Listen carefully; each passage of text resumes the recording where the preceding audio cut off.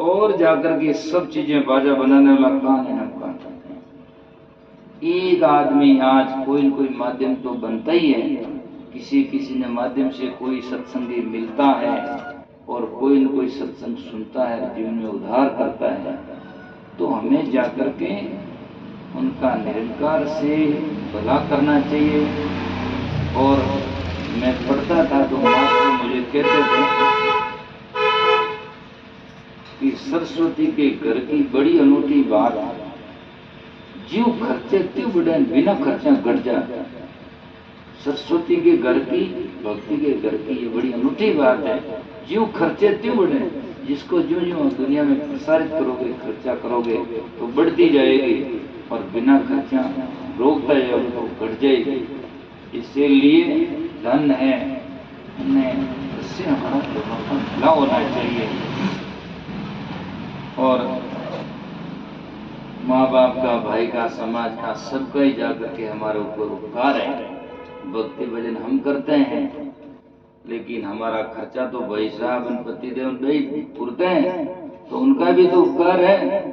वे मना कर देते, आ भी नहीं सके, भजन गा भी नहीं सके, महाराजगंज जा भी नहीं सके, तो इसीलिए उनका भी उपकार है, उनका भी समझना चाहिए। हर आदमी का समझना चाहिए, गुरु का तो होता ही है।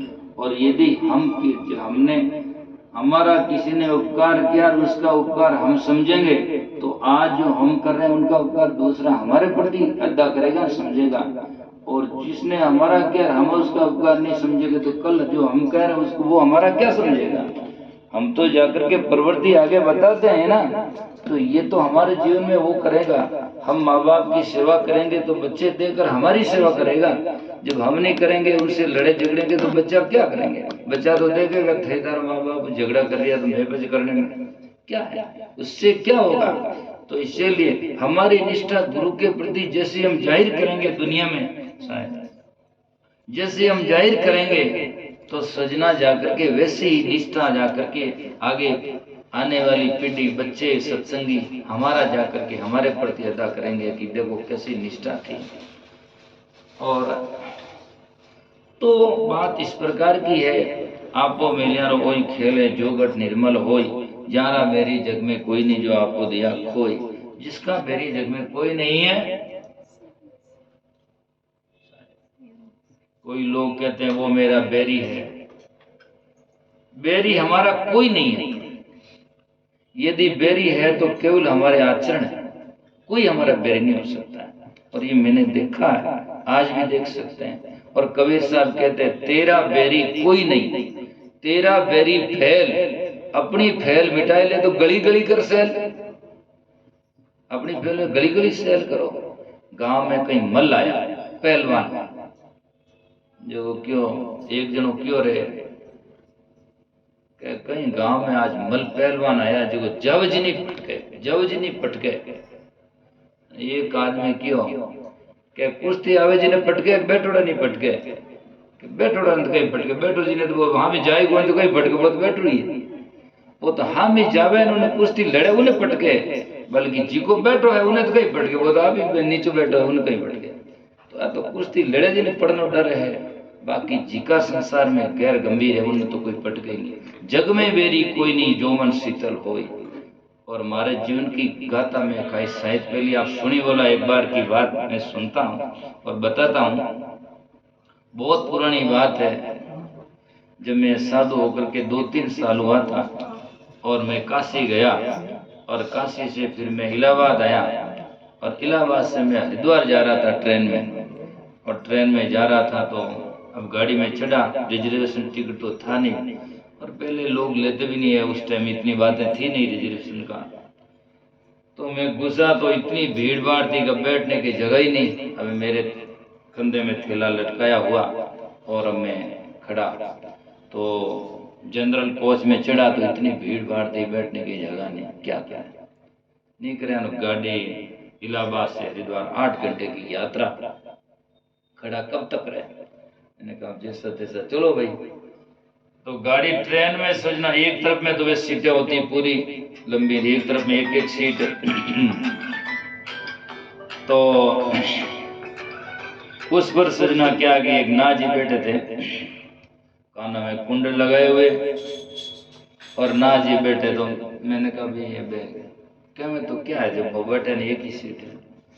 तो उनके हृदय में भाव आया, थोड़ा खिसक करके मेरे को कहा महाराज यहाँ बैठ जाओ। तो मैंने कहा भाई भला किया, बैठ गया मैं। अब तो मेरी बाल वो सब जब सफेद हो गए, पहले आज से आपने देखा होगा 20 साल तो सब बुरे बुरे जो देखते सोचते महाराज गांजा पीते हैं कि वो सब बुरे बुरे बाल धुआं से हो गए ऐसे लगते। तो उन बाबा जी ने सोचा भाई महाराज भी गांजेड़ी भांगड़ी है। तो थोड़ी देर में रुका तो बैठा, थोड़ी देर में उन्होंने अपने बैग से सिगरेट का पैकेट निकाला और मेरी तरफ में कहा लो सा पियो, कि मेरे बाल बाल वैसे दिखते थे। उन्होंने सोचा ये गांजेड़ी भांगड़ी खास यही है। तो मैंने कहा साहब हम कबीरपंथी साधु हैं और नाम मेरा माधु है और मैं आपने तो नहीं कह सको मैं नहीं पीऊँ। तो मैंने मना कर दिया। तो उन बाबा जी ने आप लगे सिगरेट।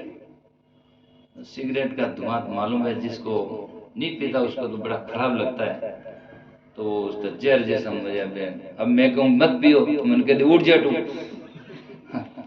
माता बजिया ट्रेन में किने किने कह सका भाई आप मत पियो, आज तो कानून भी कर दिया भाई मत पियो, और पहले था नहीं। तो हम कह भी तो सही, तो कह देगा उठ जाओ, एक तो बैठा हुआ बड़ा टाइम अनसंट बातें करे भाई मत पियो न बोलिया।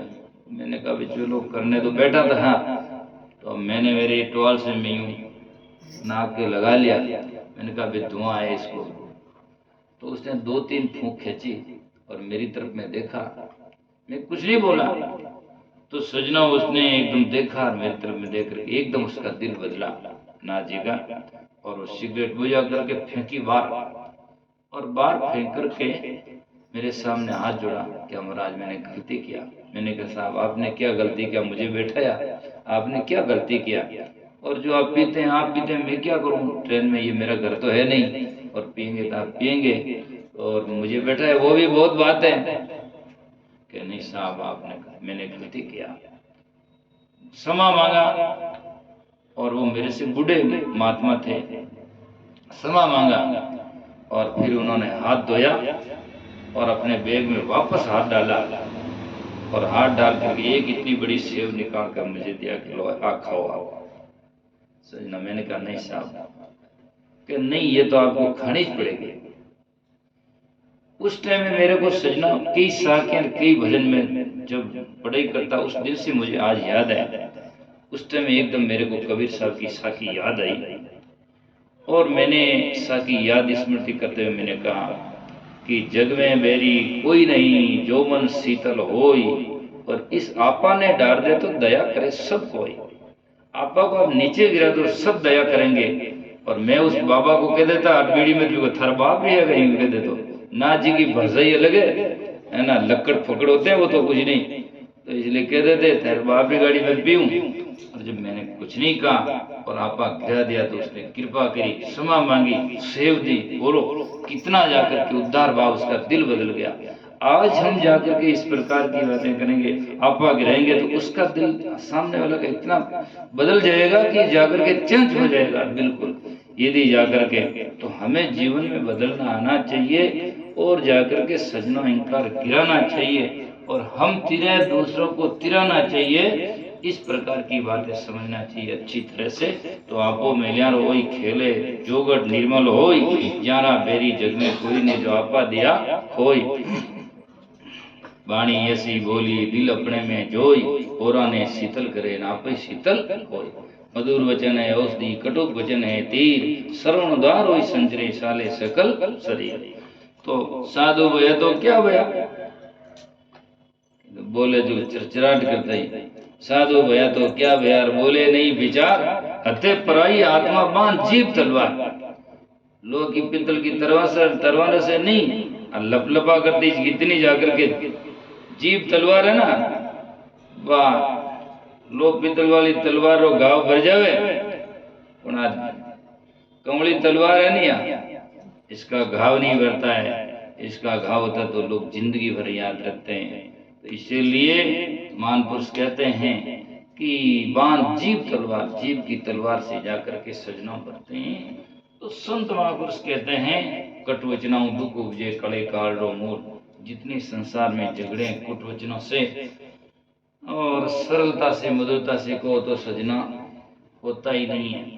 लोग पागलपना है, झगड़ा तो अपने वचनों से, विचारों से, आचरण से होता है।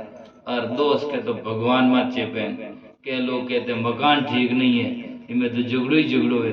मकान में झगड़ो भेजना दरवाजा रहे नहीं जगह खिड़की रे भेजे आपस में, है ना। मकान में झगड़ा थोड़ी हो रहा है, झगड़ा तो आदमी में हो रहा है, रहने वाले में।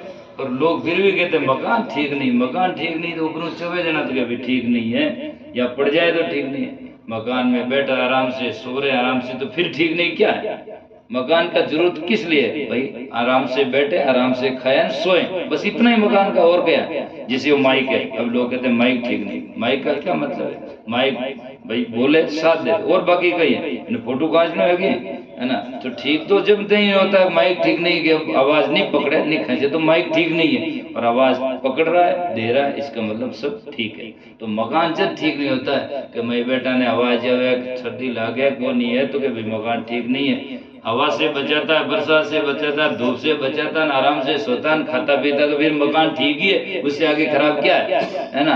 ये तो पागलपन है लोगों में। तो इस बातों में झंझट में नहीं जाना चाहिए, और सत्संगी तो बिल्कुल जाकर के सजना, इससे निराला रहना चाहिए। कहीं भी जाओ बस जिसकी बाजा का मतलब है बजैर राग निकल जाए, बाजा ताजा, बस बात खत्म हो गई, इससे होता है। तो कुट वचना से दुख उपजे कड़े काल को मोल, टाल चले सो साधु है आण अड़े सो थूल। उसी बातों को टाल करके दूर चलता है वो